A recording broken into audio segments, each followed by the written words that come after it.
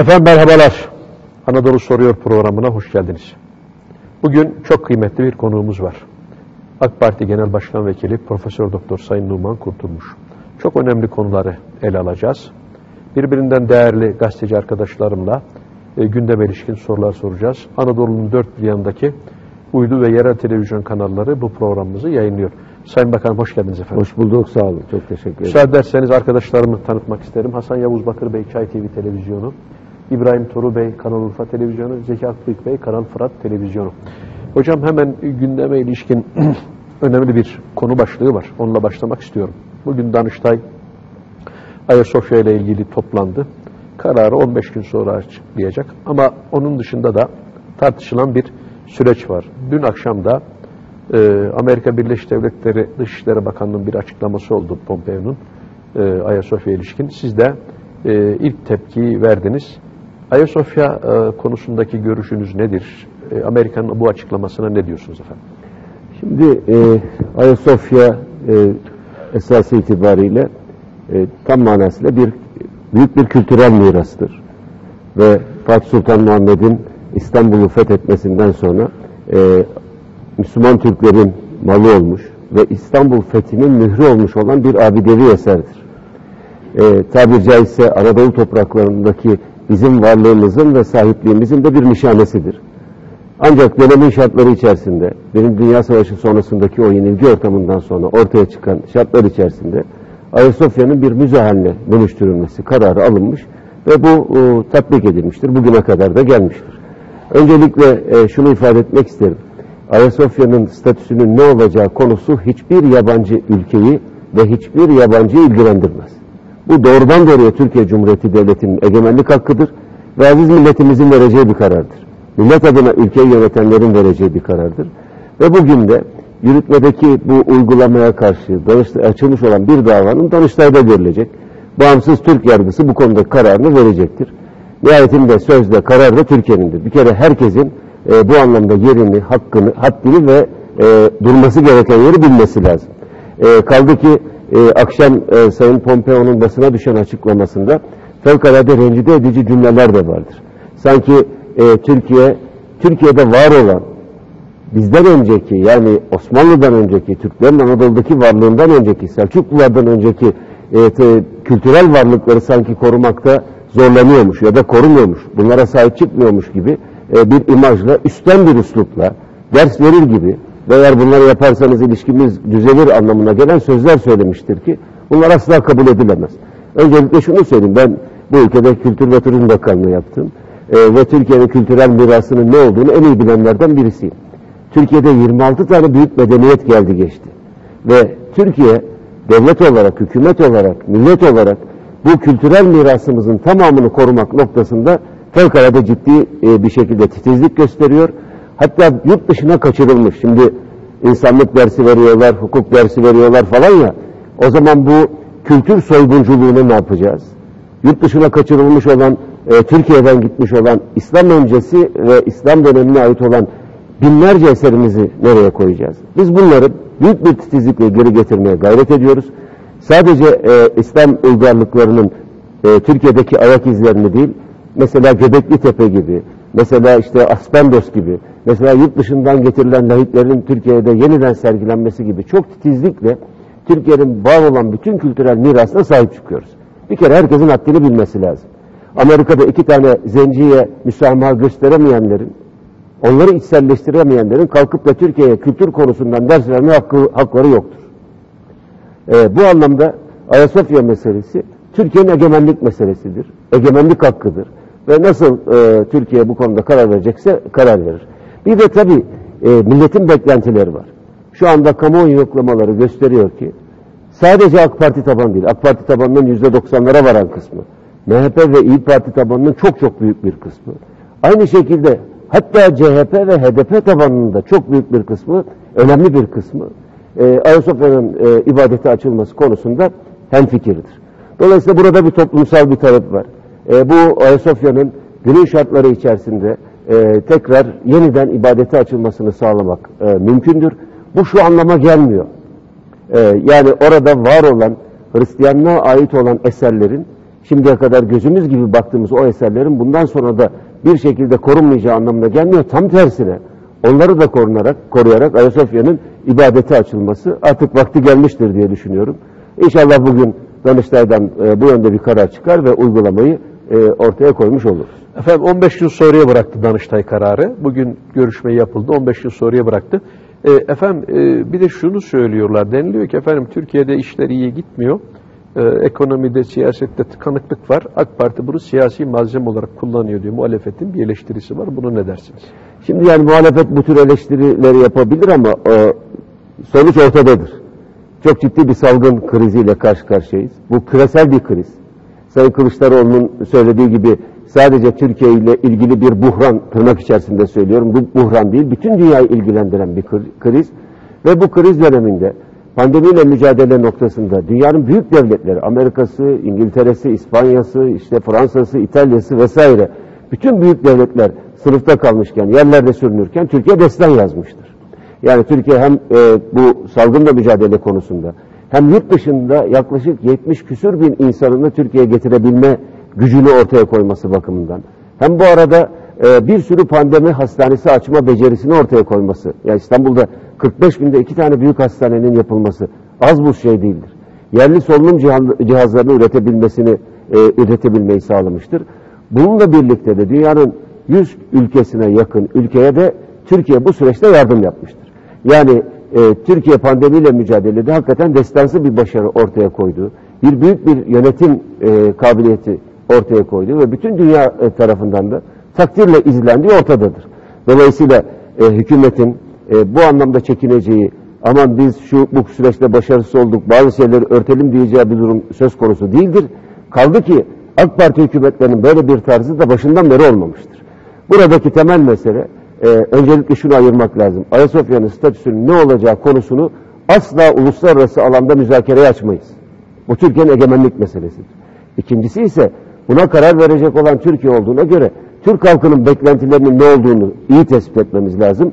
Bunu da biliyoruz. Halkımızın çok çok büyük bir kısmı, kahir ekseriyeti Ayasofya'nın fethin bir nişanesi olarak Müslüman Türk'ün Türkiye topraklarındaki varlığının, bu topraklardaki varlığının bir mührü olarak ibadete açılmasını istiyor. Bu siyasi bir konu değildir. Dışarıdan birileri, işte bazı Avrupa Birliği çevreleri, Yunanistan'daki bazı çevreler, işte ne bileyim işte dün Pompeo'nun olduğu gibi bazı yurt dışındaki siyasiler bu konuda gündeme gelip laf söylemek isteyebilirler ama bu Türkiye'nin meselesidir. Türkiye'nin egemenlik meselesidir. Türkiye'nin bu topraklarda aziz milletimizin varlığımızın nişanesidir ve inşallah Ayasofya en kısa zamanda uygun şartlar içerisinde yeniden ibadete açılır. Bütün temennimiz, beklentimiz bu yöndedir. Hasan Bey'e devam edelim. Burada bir tek şeyi söyleyeceğim. Zaman zaman üzüldüğümüz nokta şu. Yani bazı konular muhalefet iktidar meselesi olmaktan çıkarılmak durumundadır. Mesela Doğu Akdeniz'de Türkiye'nin varlığı. Mesela Kıbrıs'la ilgili tezlerimiz.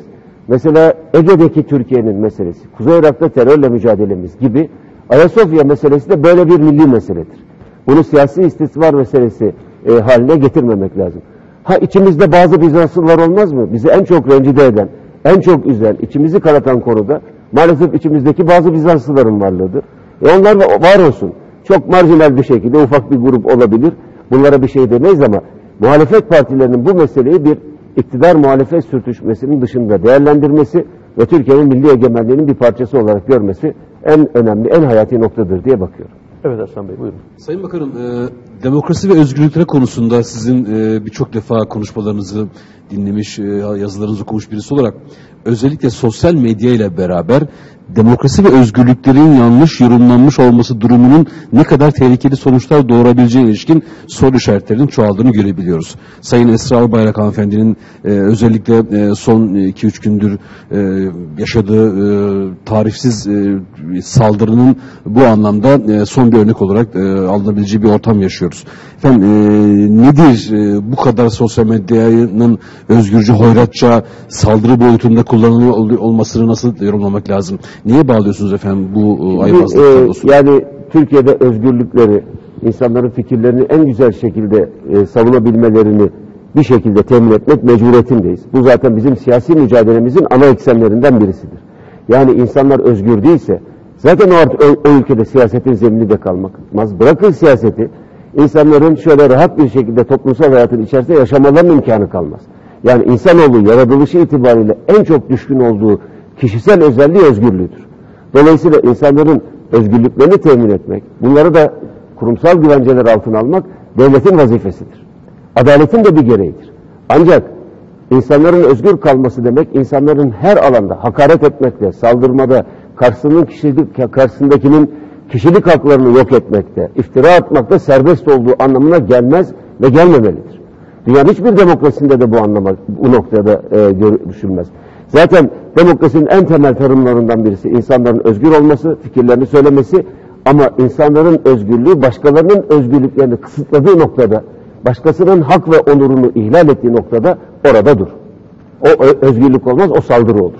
Dolayısıyla sosyal medyada en son olay Esra ve Berat Albayrak kardeşlerimize karşı yapılan bu saldırı gerçekten insaf dışıdır, insanlık dışıdır, ahlak dışıdır, haysiyetsizliktir, şerefsizliktir, ne derseniz deyin.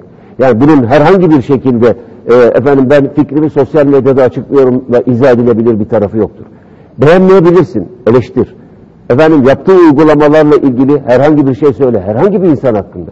Ama ben bir insana kategorik olarak nefret diliyle konuşacağım.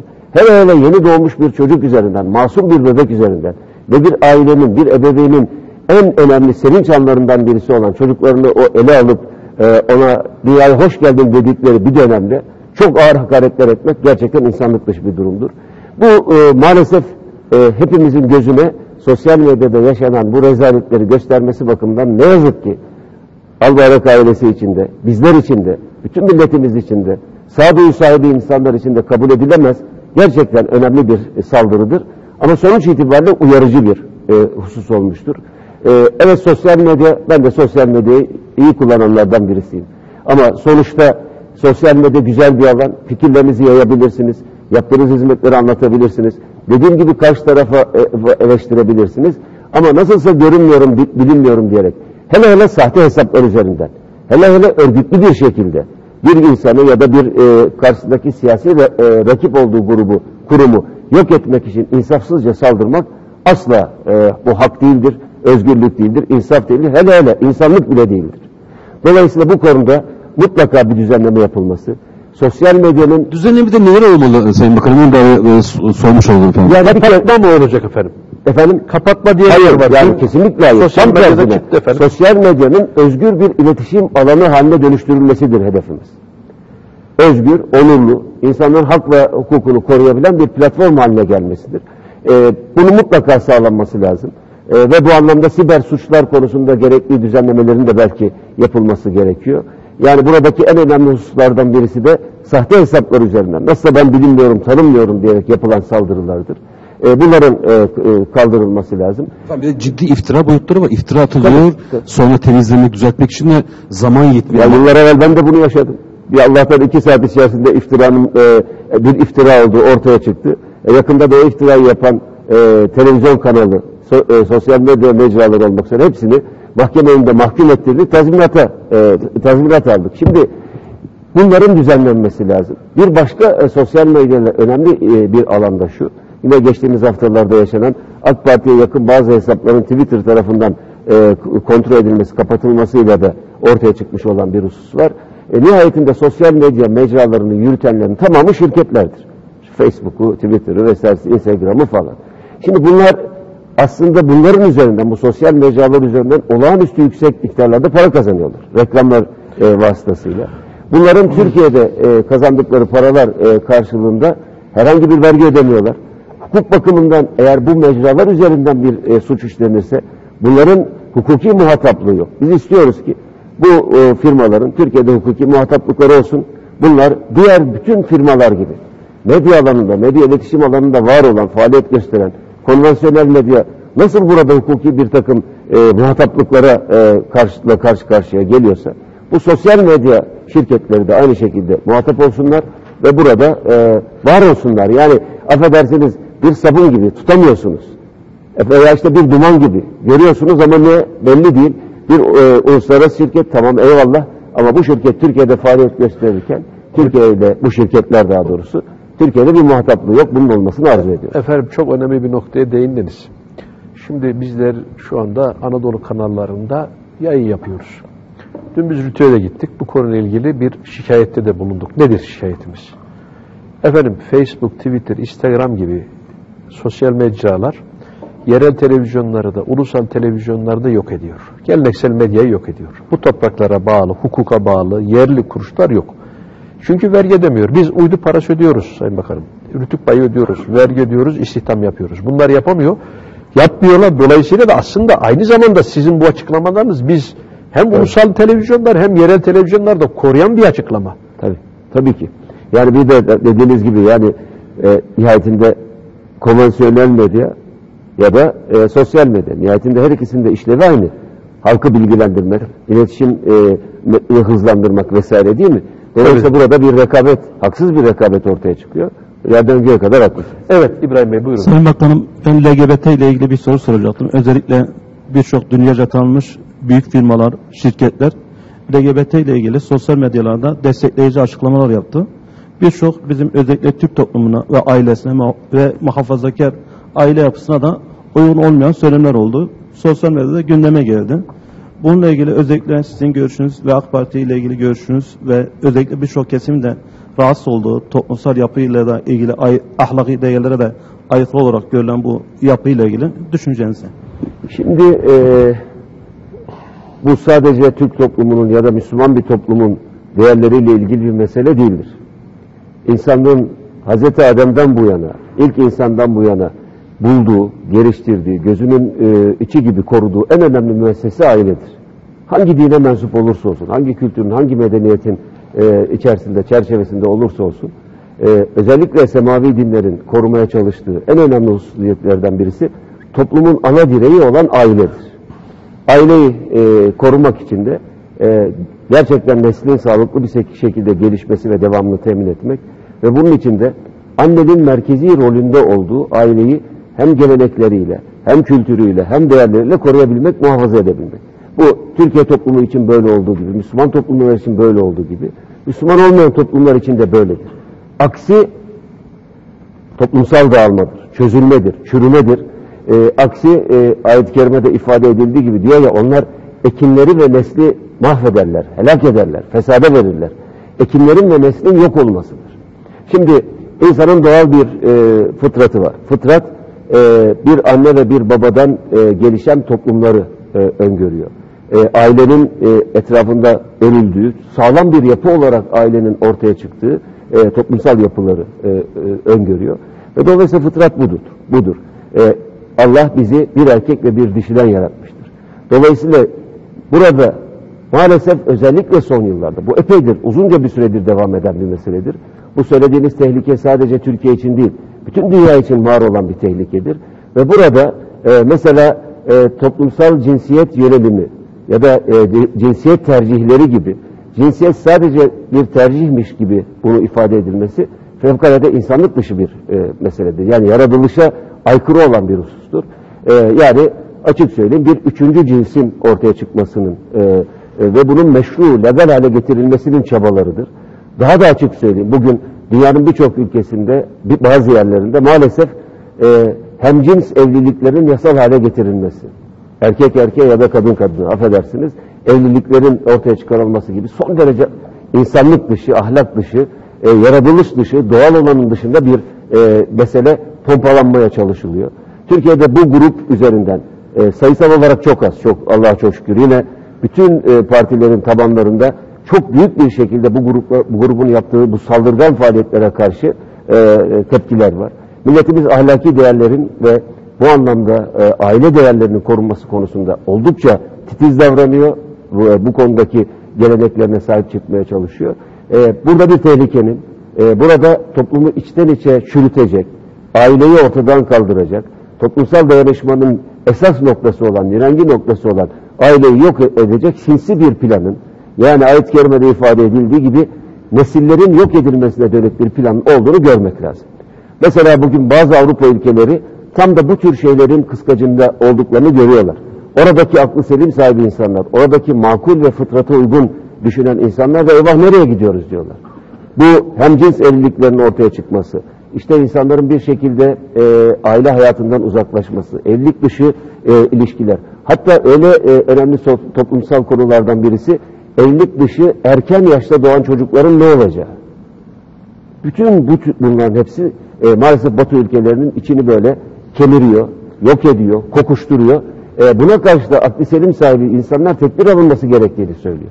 Şimdi Türkiye'de de maalesef bir şekilde bu insanlar üzerinden, bazı gruplar üzerinden, hatta dediğiniz gibi ticari faaliyetmiş gibi görülen bir takım faaliyetler üzerinden Türk toplumunun bu yapısının temel değerinin yok edilmesiyle karşı karşıya, daha doğrusu böyle bir hareketle karşı karşıya olduğumuzu görüyoruz. Ama Allah'a çok şükür Türkiye aile değerlerine sonuna kadar sahip olan bir ülkedir. Ahlaki değerlere sonuna kadar sahip olan bir ülkedir. Ve bu anlamda da asla ailenin bozulmasına ilişkin atılan bu adımlara bu millet pabuç bırakmayacaktır. Sesleri çok çıkabilir, çok gürültülü olabilirler. Efendim hatta çok saldırgan bir edayla ortaya çıkabilirler. Nedir? 3-5 tane insandır. Bu ayrı bir şey. Biz bu ülkenin değerlerini sonuna kadar koruruz. Millet olarak buna sahip çıkarız. Ve burada özellikle cinsiyet tercihi, yönelim, toplumsal cinsiyet, fırsat eşitliği gibi böyle yaldızlı cümlelerin arkasına sığınarak kimsenin aile ve ahlaki değerleri yok etme hakkı olmadığını açıkça ifade ediyor. Evet, bu noktada Zeki Akbıyık Bey'in bu sorusu var. Buyurun Zeki Bey. Sayın Bakanım, tabi bununla birlikte özellikle İstanbul Sözleşmesi de çok tartışılıyor, çok konuşuluyor. Özellikle AK Parti'nin tabanından da İstanbul Sözleşmesi'nin iptal edilmesi isteniyor. Bu konudaki düşünceniz, fikriniz ne? Gerçekten İstanbul Sözleşmesi ile birlikte aile yapısı bozuldu mu Türkiye'nin? Bu tür eleştiriler geliyor. Ya ben İstanbul Sözleşmesi'ni defaatle okumuş, İngilizcesini okumuş, üzerinde çalışmış birisi olarak söylüyorum. Yani İstanbul Sözleşmesi'nin imzalanması gerçekten yanlıştı. 2011 yılında İstanbul'da imzalandı ve Türkiye 2012'nin Kasım ayında bunu parlamentodan geçirerek yasalaştırdı. 2014'te de 10 ülkeye bu sözleşmeyi imza atan ülke sayısı 10 ülkeye çıkınca 2014'te de İstanbul Sözleşmesi uluslararası bir hukuk metni haline getirildi. Bu metnin içerisinde 2 tane önemli husus var. Dikkat çekmemiz gereken ve bizimle asla uyuşmayan. Bunlardan birisi toplumsal cinsiyet meselesi. Bir de cinsel yönelim tercihi. Şimdi bunlar ve başka şeyler de var ama bu iki meselenin demin konuştuğumuz çerçevede tam da bu LGBTİ vesaire gibi unsurların, marjinal unsurların ekmeğine yağ sürecek kavramlar olduğu ya da onların arkasına sığınılarak faaliyet yapabilecekleri alanlar olduğu görülüyor.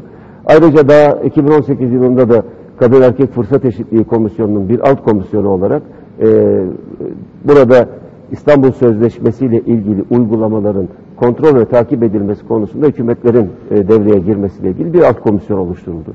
Yine sözleşmenin içerisinde yer alan sözde namus, ahlak ve gelenek gibi, örf, adet gibi konularla mücadele etmek hükümetlerin vazifesidir gibi bir kavram geçiyor. Bunlar asla kabul edilebilir hususlar değildir. Şunu söyleyeyim, bir takım aile değerlerindeki zedelenmenin ortaya çıkması tek başına İstanbul Sözleşmesi'nden kaynaklanan bir şey değildir. Yani burada iki yanlışın içine düşmemek lazım. İstanbul Sözleşmesi evet yanlış bir şeydir, bunu çok açık söylüyorum. İlk defa herhalde böyle bir şey, AK Parti'den ilk defa böyle bir açıklama geliyor hocam, öyle duyuyorum. Evet, bunlar çoğu arkadaşımızın çünkü AK Parti tabanı rahatsızlığı da bu yüzden diyorum. Milletimizin ve çoğu arkadaşımızın kanaati de bu noktadadır. İstanbul Sözleşmesi'nden dolayı bu tür çözülmeler oldu meselesi çok basite indirgemeci olur. Onun için onu bir tarafa koyarak ifade ediyorum. İstanbul Sözleşmesi olmazsa kadına karşı şiddet artar tezi de yanlış bir tezdir. Şu anda Türk hukuk sisteminin içerisinde kadın erkek fırsat eşitliği, bakın bu başka bir konudur. Kadın erkek fırsat eşitliği bizim hem geleneklerimizin hem örfümüzün en temel meselelerinden birisidir. Hz. Ali Efendimiz Malik bin Eşter'i Mısır'a vali olarak gönderirken diyor ki, ey Malik bil ki insanlar ya yaratılışta eşindir ya dinde kardeşindir. Kadın erkek yaratılışta eştir. AK Parti hükümetleri de bütün uygulamaları içerisinde özellikle kadının çalışma hayatının içerisinde var olabilmesi bakımından olağanüstü ön açıcı faaliyetlerde bulundu. Bugün eğer yanılmıyorsam eğitim sistemimizin içerisinde %50'nin üzerinde, %56'lara varan bir kadın istihdamı söz konusudur. Hakimlerimizin, savcılarımızın, hukukçularımızın yaklaşık %30'una yakını aynı şekilde kadınlarımızdır.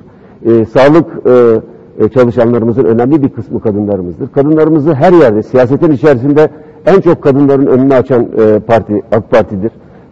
Bunda hiçbir tereddüt yok. Kadın erkek fırsat eşitliğinin önündeki her türlü engellerin kaldırılması başka bir konudur. Ayrıca kadına karşı şiddet bu toplumu karayan bir yarasıdır. Namussuzluktur, insanlık dışı bir davranıştır. Herhangi bir adam bırakın öldürmeyi, yaralamayı, bir kadına eli kalkıyorsa o eli kırmak lazımdır. Bunda hiç tereddüt yok. Bu el insani bir el değildir. Gayri insani bir eldir. Bunlarla ilgili de yasal düzenlemelerin aşağı yukarı önemli bir kısmı tamamdır. Yani İstanbul Sözleşmesi olmazsa Türkiye'de kadına karşı şiddet artar tezi de bir şehir efsanesidir. Yanlış bir propagandadır. Dolayısıyla bunları sakin bir şekilde değerlendirmek zorundayız. Ve Türkiye'de toplumsal olarak da yine bunların araştırmalarını yaptırdık. Türkiye'de bütün siyasi partilerin tabanlarında İstanbul Sözleşmesi'nin çıkılması ya da bunun bir düzenlemeyle revize edilmesi konusunda çok ciddi beklentiler vardır. Bunun demin konuştuğumuz aileye zarar verdiği konusunda endişeler var. İptal edilmesi söz konusu mu Sayın Bakan? Ya tabii ki yani biz siyaset şöyle bir şey değil.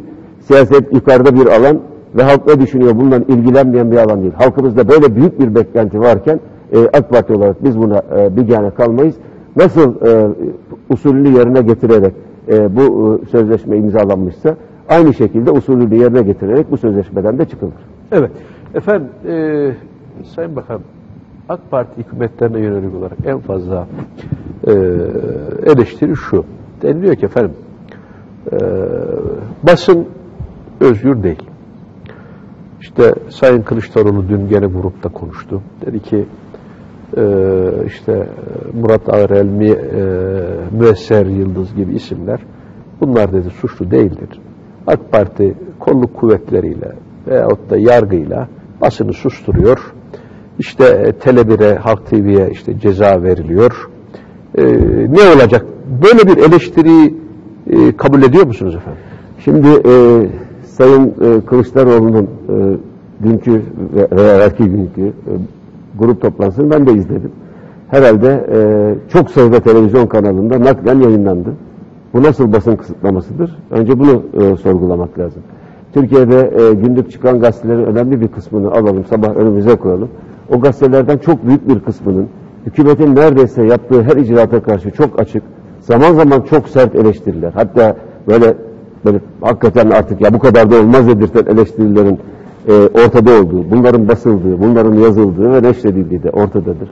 Dolayısıyla ister konvansiyonel mecralarda olsun, ister sosyal mecralarda olsun, benim bir sözüm var, bir muhalefetim var ve bunu yapacağım diyen herhangi bir kimsenin sözünün kısılması söz konusu değildir. Uygulamadan söylüyorum. İnanmayan herhangi birisi varsa buna buyursun, bugünkü gazetelere, televizyon yayınlarına vesaire baksın. Ama bu şu demek değil, yani gazeteci olmak, gazeteci kimliğine sahip olmak, insanların suça karşı korunduğu anlamına gelmez. İsmi geçen isimler, bunlarla ilgili soruşturmalar var. Eğer bunlar masumsa, bunlar suçsuzsa mahkemeler var, bağımsız mahkemeler var. Bu mahkemelerde kararlar ortaya konulur ve o mahkemelerin kararına herkes uyulur. Dolayısıyla tekrar demin sosyal medya ile ilgili konuştuğumuz şeyi burada da söylemek isterim. Herkes basında istediği şekilde dile getirmek hakkına, hürriyetine sahiptir. Ama mecralar, bu tür medya mecralarının hiçbirisi gazeteci olan birisine, gazeteci kimliği olan birisine suç işleme rüçhaniyeti vermez.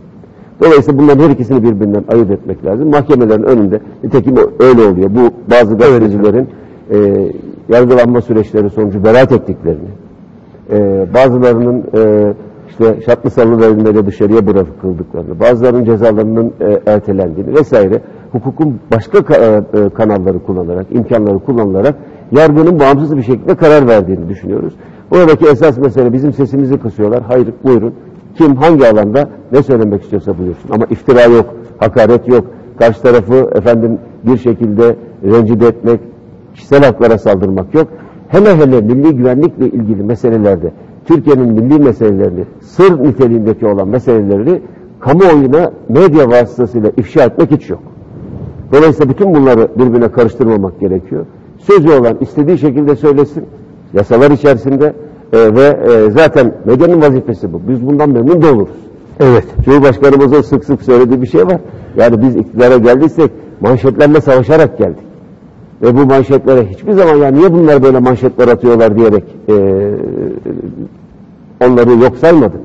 Mücadelemizi ettik, gayret ettik ve sonuçta Türkiye'de 18 yıldır iktidar olan bir siyasi parti ortaya çıktı. Siyasi hareket ortaya çıktı. Dolayısıyla şöyle kısa bir araştırmayla muhalefetin nasıl, hangi mecralarda ne tür ağır muhalefet sözleri söylediklerini ve bunlara da biz de bakıyoruz. Bazılarına diyoruz hakikaten böyle mi? Yani burada sağlıklı bir dil oluşursa bu iktidarın da lehine olan bir şeydir. Birisinin çok açık bir şekilde, sert bir şekilde muhalefet etmesinden inanın ki rahatsızlık duymayız. Memnun oluruz. Ama sözü kendisi açısından bakışı farklı olabilir, bizden farklı olabilir. Ama dürüstçe, doğru bir şekilde, açık bir şekilde bunu ortaya koyabilsin. Bir takım yalanların, manipülasyonların, yönlendirmelerin ya da hakaretlerin arkasına kimse sığınmasın. Hem hakaret edeceksin, hem de ondan sonra diyeceksin ki ya ben muhalefet ediyorum. Hem sırları fahş edeceksin.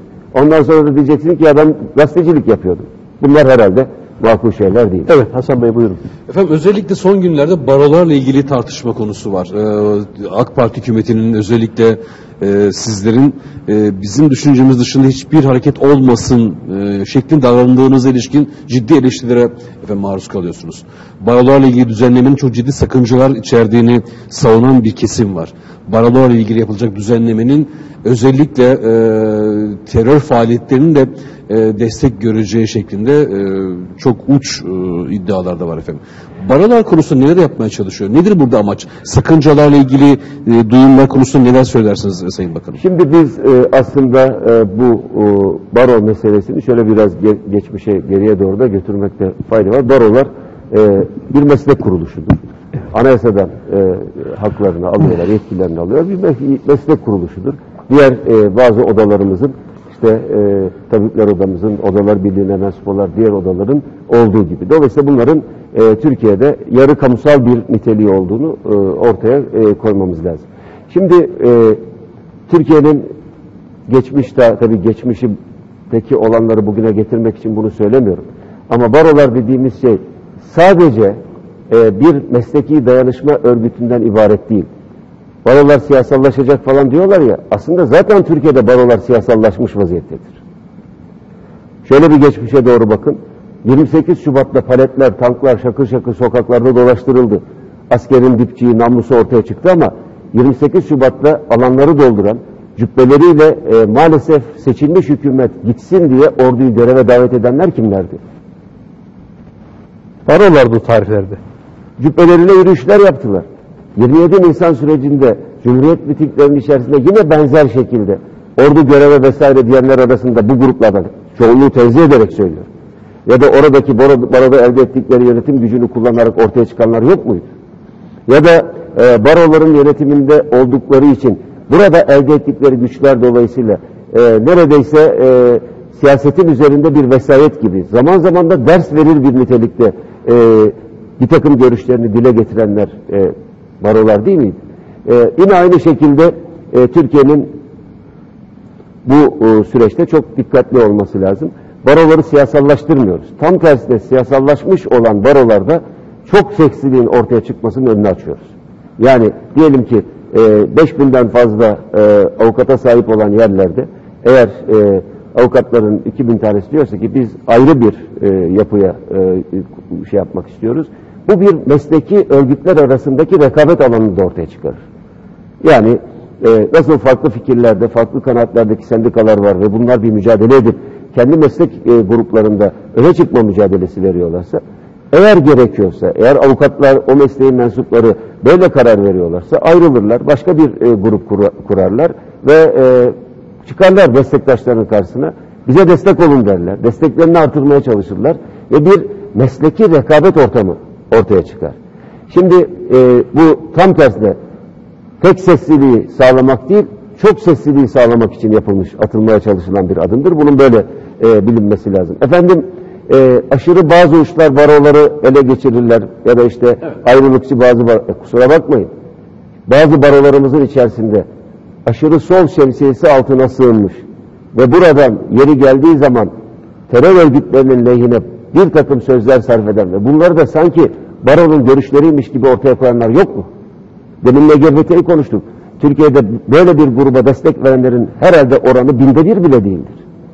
Ama kusura bakmayın, bu ülkenin Diyanet İşleri Başkanı hem de Cuma hutbesinde Lutili'ye karşı bir şey söylediği zaman kalkıp onu savunmak Allah aşkına Ankara Barosu'na mı düşer? Zaten radikalleşmiş, zaten marjinalleşmiş, zaten toplumun değerlerinden uzaklaşmış olan bir takım yönetimler görüyoruz. Avukatlar derse ki biz bu yönetimi seçiyoruz. Seçsinler, ama ben şunu biliyorum, o karşı çıkışlarına karşı Ankara Barosu'na kayıtlı çok sayıda avukat arkadaşımızın içinin kan ağladığını da biliyorum. Eğer bazıları da biz başka bir baro kurmak istiyoruz diyorlarsa buyursunlar, kursunlar, rekabet etsinler. Bu savunma mesleğine asla halel getirmez. Burada herhangi bir şekilde siyasallaşmayı ortaya çıkarmaz. Zaten siyasallaşmış olan maalesef kimi baro yönetimlerinin ve Türkiye'nin geçmiş demokratik uygulamalarında da her antidemokratik süreçte bir şekilde ortaya çıkmış olan bazı baro yönetimlerinde dikkate alırsak bu çok sesliliği, mesleki rekabetin artmasını sağlayacak bir adım olur ve faydalı olur. Hatta sadece çok sayıda avukatın olduğu yerlerde değil, bu daha Anadolu'daki daha kısıtlı sayıda avukata sahip olan illerde de eğer diyelim ki bir ildeki avukatların 1/3 ya da 4/1 derse ki biz başka bir baro kurmak istiyoruz, buyursunlar, onlar da kursunlar. Bir rekabet alanı ortaya çıksın. Burada bir düşmanlık alanı ortaya çıkmaz. Yani bir takım siyasallaşma süreçleri ortaya çıkmaz. Şimdi kusura bakmayın, Ankara'da İstanbul Barosu'ndaki arkadaşlar, yönetimdeki arkadaşlar bir siyasi fikre sahip. Çok açık. Bu fikir etrafında bazı şeyler söylüyorlar. Hatta bazı eylemlikler içerisindeler de. Bu bütün o baroya kayıtlı olan avukatların hepsinin görüşünü mü temsil ediyor? Böyle bir şey yok. Ayrıca tabii bir de Barolar Birliği Genel Kurulu'nda temsil meselesidir. Burada da her baronun 3+1 temsili çok sesliliği ortaya çıkaracaktır, getirecektir diye düşünüyoruz. Ve buradaki amacım tekrarın özetle söylemek gerekirse barolarda, hukuk camiasında tek sesliliği sağlamak değil, çok sesliliği sağlamak üzere ortaya konulmuş bir düzenlemedir. Ve inşallah Türkiye'ye çok büyük katkısı olacak. Sayın Bakanım, ilahi olarak soruyorum. Bazı STK'lar iddia ediyor. Diyorlar ki AK Parti kendi gibi düşünmeyenleri yok etmeye çalışıyor. Bu siyasi bir söylem midir Sayın Bakanım? Tabii ki öyledir. Yani şimdi AK Parti dediğimiz parti, nihayetinde Cumhurbaşkanımız Türkiye toplumunun %52'sinde oyunu alan bir siyasi lider. Bizim gibi düşünmeyenler var, olacak. %80'ini bile alsanız sizin gibi düşünmeyenler olacak. Hatta bütün toplum sizin yanınızda olsa bile, siyasal oy itibariyle söylüyorum, yine onun içerisinde de farklı düşünenler olacak. Dolayısıyla biz siyasal düşüncelerdeki farklılıkların bir rahmet olduğu kanaatindeyiz.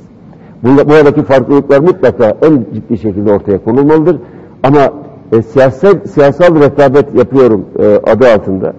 Bir takım hele böyle yarı kamusal kuruluşların güçlerini arkasına alarak kimsenin de siyasete ayar vermesine gerek yok.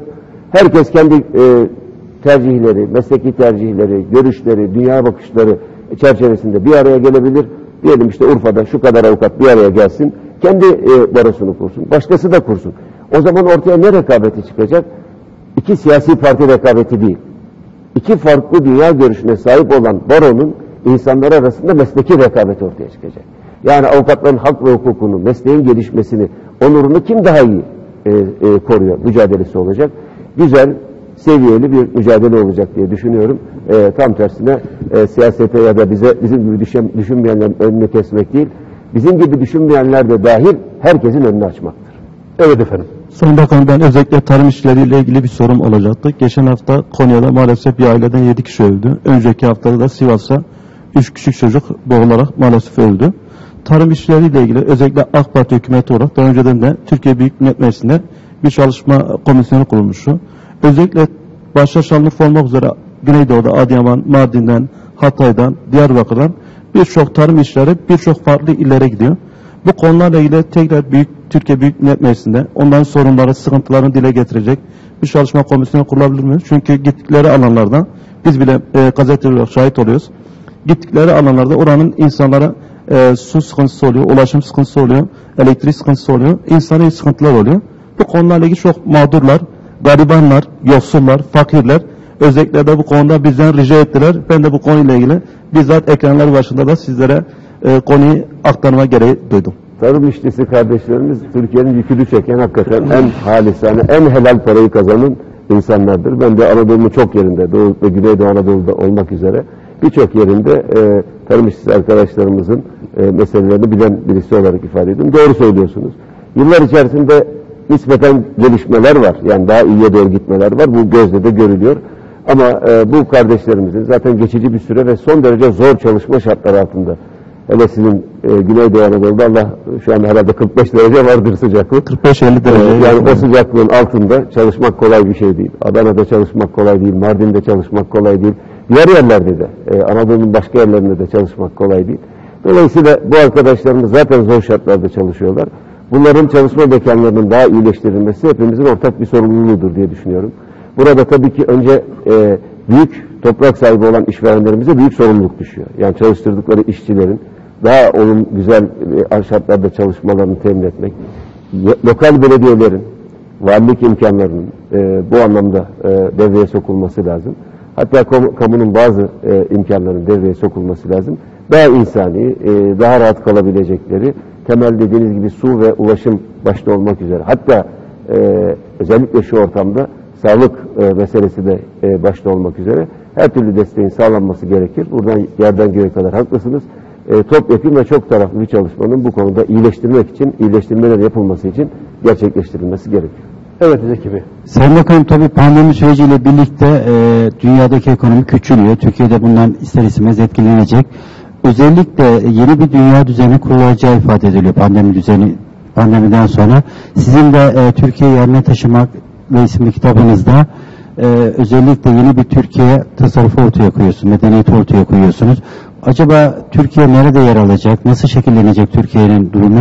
Bu konudaki düşünceler ekonomiyle birlikte Sayın Bakanım birlikte. Yani bu salgından önce başlayan bir süreçti. Bu kitaptaki konuşmalar benim yıllar içerisinde yaptığım çeşitli vesilelerle dünyadaki küresel sistemin iyileştirilmesi, orada adaletin sağlanmasına ilişkin tekliflerimizden oluşan bazı bölümler. Bir de Türkiye nasıl yarınları nasıl olmalı Türkiye'nin? Bununla ilgili görüşleri bir araya getirdiğimiz bir kitap. Zaten bu salgın olmasaydı dünya çökmüş bir sistemle karşı karşıyaydı. Yani dünya nüfusunun %1'i dünyadaki toplam servetin %57'sine sahip. Böyle bir şey olmaz. Dünyada, Afrika'da, Asya'da, Latin Amerika'da kitlesel anlamda çok büyük yoksullukların, fakirliklerin olduğu bir ortamdayız. Buna mukabil dünyanın şöyle çatısında oturan ya da üstünde oturan yeni bir aristokrasi sınıfı özellikle yüksek teknolojilerin vermiş olduğu her türlü imkandan istifade ediyor. Muazzam bir küresel adaletsizliğin hakim olduğu bir dönemdeyiz. Ayrıca işgaller, savaşlar, iç çatışmalar, vekalet savaşları, biz bunu ilk Türkiye'de dile getirenlerden birisiyim. Ta 2007'lerde bunları söylüyorduk. Yani terör örgütleri üzerinden bazı ülkelerin kendi güçlerini artırma mücadelesi. Bütün bunların vermiş olduğu yepyeni bir ağır yük var dünyanın üzerinde. Bunların sonuçlarını görüyoruz. Nedir? İşte göçmen meselesi, küresel göçmen meselesi, küresel terör meselesi. Bütün bu savaşların, işgallerin, iç çatışmalarında bize sunmuş olduğu bir tablo. Ayrıca dünyada bazı ülkelerin yeni emperyal araçlarla dünyayı yeniden dizayn etme çabaları. Üst üste bunları koyduğunuz zaman son derece zor bir denklem karşı karşıyayız. Paraya sahip olanların dünyayı yönettiği bir küresel finansal mimari var. Finansal mimari var. Birleşmiş Milletler'de dünya 5'ten büyüktür diyordu ya Sayın Cumhurbaşkanımız. Hep bunu söylüyoruz. 5 tane ülkenin isteği gibi dünyayı yönetmeye çalıştığı bir dünya var. Zaten dünya yürümüyordu. Bu şekilde bu ağır yükü kaldıramıyordu. Şimdi bunun üstüne çok ağır bir salgın geldi ve hala salgının etkileri, tesirleri uzun bir süre devam edecek gibi görünüyor. Burada da şunu gördük. Aslında salgınla birlikte dünyanın devasa büyük ülkeleri zannettiğimiz ülkelerin kağıttan birer kaplan olduğu ortaya çıktı. Mesela Amerika Birleşik Devletleri bilmem neredeki terör örgütüyle dirsek teması kurabilecek kadar, onlara bilmem kaç bin tır silah gönderecek kadar bir organizasyon yeteneği var. Ama aynı Amerika Birleşik Devletleri'nin New York'un arka sokağındaki zenci mahallesine 2 tane maske gönderebilecek bir organizasyon yeteneği yok. Ya da işte Avrupa'nın o devasa ülkelerin, İngiltere'nin, Fransa'nın, Almanya'yı dışarıda bırakırsak, İtalya'nın, bütün bu İspanya'nın, bu büyük ülkelerin salgın karşısında nasıl çöktüğünü, Sağlık sistemlerinin nasıl çöktüğünü gördük. Amerika Birleşik Devletleri'nde sağlık sisteminin nasıl çöktüğünü gördük. Dünyada en çok paranın ayrıldığı alanlardan birisi sağlıktır. Ama maalesef sağlık bir ekonomik sömürü alanı haline getirildiği için parası olanların bir şekilde istifade ettiği, parası olmayanların da öldüğü bir süreçte karşı karşıya kalındı. Hatta Amerika Birleşik Devletleri'nde şöyle bir söz artık yaygınlaştı. Beyazlar hasta olur, siyahlar ölür. Şimdi bütün bunlar dünya sisteminin aslında çöktüğünü, dünyanın bütün devletler böyle olduğu gibi uluslararası kurum ve kuruluşların da artık hayali olduğu. Dünya Sağlık Örgütü ne işe yarar? Şimdi insanlar bunu sormuyor mu? Bu kadar büyük bir Dünya Sağlık Örgütü var, ne yapıyor bu süreçte ve bundan sonra ne yapacak? Ya da gelin İspanya'daki, İtalya'daki insanlar bir üyesi oldukları Avrupa Birliği'nin ne işe yaradığını sorgulamadılar mı? Avrupa Birliği'nden çöp gelmedi bunlara, Türkiye yine yanlarına gitti. New York'taki insanların yanına da Türkiye koştu. Amerika'daki insanların yanına da Türkiye koştu, yardımına koştu. Şimdi NATO ülkesi, Avrupa'daki ülkeler. NATO diye koskoca bir kuruluş var. Allah aşkına ne işe yarar bunlardan? Hangi NATO uçağı kalktı da dünyanın neresine bir sağlık yardımı gönderdi? Ama Türk Silahlı Kuvvetlerimizin askeri kargo uçakları da, sivil uçaklarımız da dünyanın dört bir tarafına yardım götürdü. Şimdi hem kurum ve kuruluşlar itibariyle dünya sistemi çöküyor, çöktüğünü gördük. Hem devasa devletler zannettiğimiz devletlerin de kağıttan kaplanlar olduğunu gördük. Burada yeni bir arayışa doğru insanlık girecek. Epeydir bu arayışın içerisinde. Bir de tabii ırkçılığın yükselmekte olması, bu işin bir de tuzu biberidir. Yani o George Floyd'un öldürülmesi sadece ırkçı bir polisin maksadını aşan eylemi değildir. Bir zihin dünyasının ortaya koyduğu cinayettir. Yani adam karşısındakini küçük görüyor. Zaten dünya onun için bu noktaya geldi.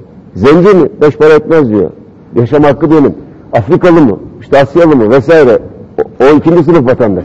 Bu emperyalizmin geleneksel olarak var olan maalesef anlayışı bugün birçok ülke devam ediyor. Bu sürmez. Böyle gitmez bu iş. Dünya çok net bir şekilde söylüyorum. Bir yol ayrımındadır.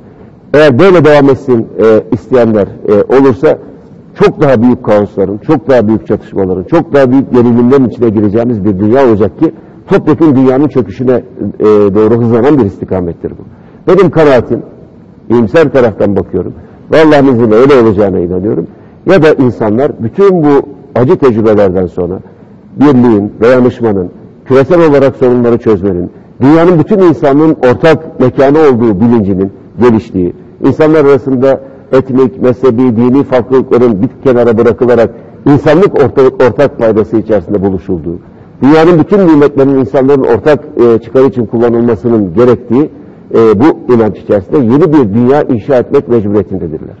Bu şu anda dünyanın hakimi zannedenlerin de hayrına olan, yararlı olan bir durumdur.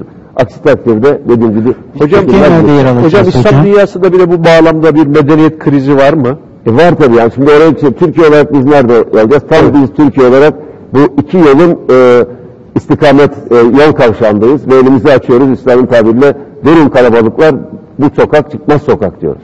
Ve insanları doğru istikamete yöneltmeye çalışıyoruz. Bu süreç içerisinde Sayın Cumhurbaşkanımızın ortaya koyduğu hakikaten son derece güçlü liderlik uluslararası alanda örnek olmuştur. Yani özellikle bu yardımların organize edilmesi, dünyanın dört bir tarafına Türkiye'nin uçaklarının gönderilmesi, oradaki desteklerin gönderilmesi, belki maddi olarak çok büyük kaynaklar değil bunlar. Ama bir insanlık gösterisidir. Gönüllerimizi o ülkelerin halklarıyla birleştirme meselesidir. Yine Türkiye'nin dünyanın dört bir tarafındaki kendi yurttaşlarını, Türkiye 70 küsur bin insanını böyle büyük bir titizlikle, büyük bir organizasyonla getirebilmesi fevkalade büyük bir başarıdır. Bu demin de ifade ettiğimiz gibi dünya maskeyi nereden bulacağız, solunum cihazını nerede bulacağız derken Türkiye solunum cihazı imal edebilmiştir. Maskelerini imal etmiştir. İşte yeni hastanelerini sıfırdan kurabilmiştir. Bütün bunlar Türkiye'yi böyle bir yıldız gibi bu süreçte ortaya koydu. Hocam son iki soruyla... Bu müsaade edersen bunu tamamlayayım. Buyurun. Yani İslam dünyasının temel problemi, daha doğrusu geri bırakılmış ülkelerin, gelişmekte olan ülkelerin temel problemi Batı'nın karşısında yenilgi psikolojisi içerisinde hareket ediyor olmalarıydı. Son 2 asrın özeti budur. Biz yenildik kardeşim, onları takdir edelim. Şimdi yenildiğimizi zannettiğimiz bir medeniyetin aslında kendisinin çöktüğü ortaya çıktı. Somut bir şekilde ortaya çıktı ve buna karşılık da Türkiye kendi kökleri üzerinden yeniden güçlü bir şekilde yükselen büyüyen bir ülke olarak görülüyor. Allah bu gücümüzü, bu imkanlarımızı artırsın, kuvvetlendirsin. Bu aynı zamanda sadece Türkiye için değil, başta İslam dünyası olmak üzere bütün gelişmekte olan ülkeler için de bir rol model inşallah teşkil edecek.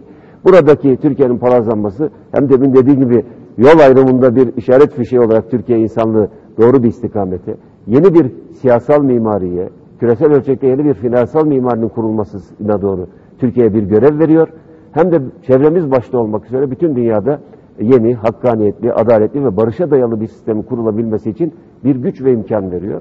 Böylece bu yenilgi psikolojisinden de çok geniş kitlelerin kurtulmasına inşallah öncülük etmiş olur. Sayın Bakan, çok kısa olarak da ekonomiyle ilgili söyler misiniz? Çünkü özellikle pandemi süreciyle birlikte ekonomide ciddi bir şekilde etkilenici ifade ediliyor. Türkiye'de bir sıkıntı olur mu olmaz mı? Özellikle esnaflarda destek bekliyor. Yeni destekler, yeni paketler, böyle bir şey var mı Sayın Bakan? Küresel ölçekte baktığımız zaman dünya ekonomisi hakikaten çok ağır bir sarsıntıyla karşı karşıya kaldı ve kalacak, öyle görünüyor.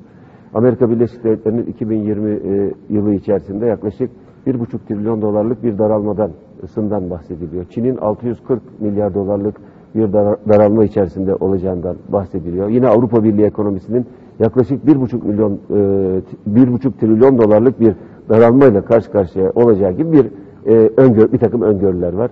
Dünya ortalamasında %7, hatta Avrupa ortalamasında %9 ve üstüne çıkabilecek bir daralmadan, küçülmeden bahsediliyor.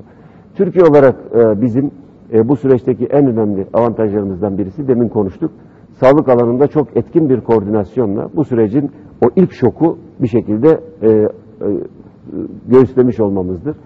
Ama biz meseleyi sadece sadece sağlık meselesi olarak görmedik. Aynı zamanda insanlarımızın ekonomik olarak da alım güçlerinin belli bir düzeyde tutulması, üretimimizin, yani tezgahın dağıttırılmaması. En temel felsefemiz buydu. Tezgah dağılırsa zaten Allah korusun onu bir daha toparlamak çok zor. İşte mesela 2009 küresel krizde böyle oldu. 1997 Uzak Doğu Asya krizinde bazı ülkelerde böyle oldu. Tezgah, yani üretim imkanınız dağılırsa bu toparlaması zor bir süreç. Çok şükür başından itibaren Maliye ve Ekonomi Bakanlığımız, ilgili bütün diğer bakanlıklarımız ekonomi alanında da tedbirleri zamanında etkin bir şekilde alarak Türkiye ekonomisinin üretim becerisini yitirmemesi üzerinde yoğunlaşıyoruz. Bunun için sanayide destekler veriliyor. Bunun için Türkiye ekonomisinin %65'ini oluşturan orta direğin, yani esnaf ve sanatkarımızın bir şekilde en az zararlı bu süreci atlatması için ilave destekler veriliyor, krediler veriliyor. Bu süreç içerisinde işte sanayideki üretim endekslerinin bir şekilde yukarıya doğru hareketlenmesi konusunda önemli destekler veriliyor. Evet, zor bir süreç yaşıyoruz. Hiç bunda tereddüt yok. Her şey güllük gülistanlık asla demiyorum. Ama sonuçta Allah'a çok şükür Türkiye bu süreçlerde ekonomi alanında ferasetli bir şekilde, dikkatli bir şekilde süreci yönetiyoruz. İlk 3 ay beklediğimizden biraz daha düşük oldu doğal olarak. Ama ikinci 3 ayda yine bir sonuç ortaya çıkacak. Haziran'da iyi kötü bir toparlanma ortaya çıktı. Bundan sonra normalleşme, yeni normal şartları içerisinde vatandaşlarımız mesafeye, maskeye ve hijyen kurallarına da uyarak inşallah bu üretim becerimizi artıracağız. 2021'de de Türkiye'nin yeniden eski o çok daha canlı, güçlü bir ekonomiye kavuşacağına yürekten. Hocam 2 tane soruyla bitirelim müsaade ederseniz. Birincisi, kabine değişikliği meselesi hep Temmuz'da olacak. İşte bakanların özlük hakları doluyor 2 yıl vesaire diye. Böyle bir kabine değişikliği meselesi var. Bir de erken seçim tartışmaları var.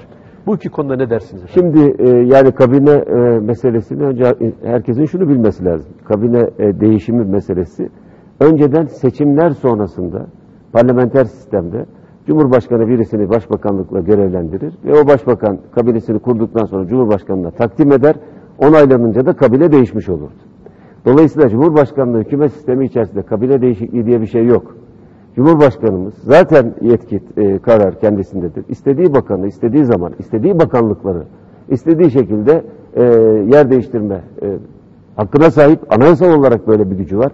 Dolayısıyla artık kabine değişikliği değil, Cumhurbaşkanımızın istediği, tercih ettiği zamanlarda hükümetin içerisinde bazı görevlendirmelerde değişiklikler yapabilir. Bu da son derece doğal bir şeydir. Kabine değişikliği olarak bunun konuşulması bile yeni sistemi anlamamış olmanın veya da eski alışkanlıkla, dil sürçmesiyle konuştuğumuz bir meseledir. Şu konu hakikaten çok rahatsız edici bir şey.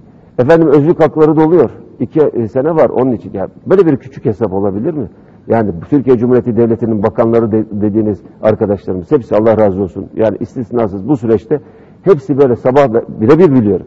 Yani 24 saat uykusuz böyle son derece olağanüstü yüksek bir koordinasyonda çalıştılar. Fedakarca çalıştılar. Yani şimdi bu insanların 2 yılda olmadan özlük hakları oluyor olmuyor tartışması son derece sığ bir yaklaşımdır. Bunu asla kabul etmem. Böyle bir şey düşünülemez bile. Hiç kimse böyle bir şey düşünmez, düşünmemelidir. Türkiye Cumhuriyeti Devleti'nin bakanları yetkin arkadaşlarımızdır. Görev verildiği süre içerisinde görevlerini en iyi şekilde yerine getirmek için mücadele ederler. Görevlerindeki son dakikaya kadar. Dolayısıyla burada bu sözler üzerinden kabine içerisinde bir hissiyat değişikliğine doğru gidilmesine de gerek olmadığı kanaatindeyim. Erken seçim meselesi çok net, bunu daha evvel de söyledim. Türkiye'de erken seçim diye bir gündem yoktur. Siyasal şartlar itibariyle de erken seçimi gerektirecek bunu da tecrübeyle söylüyorum, politik şartlar asla mevcut değildir. Türkiye seçimi 2023'ün genel seçimi ve Cumhurbaşkanlığı seçimini 2023 yılının Haziran ayında yapacaktır. Yerel seçimleri de Allah'ın izniyle 2024'ün Mart ayında yapacaktır. Önümüzdeki takvim budur. Hükümetimiz bu kalan 3 sene içerisinde de canla başla mücadele etmeye devam ediyor.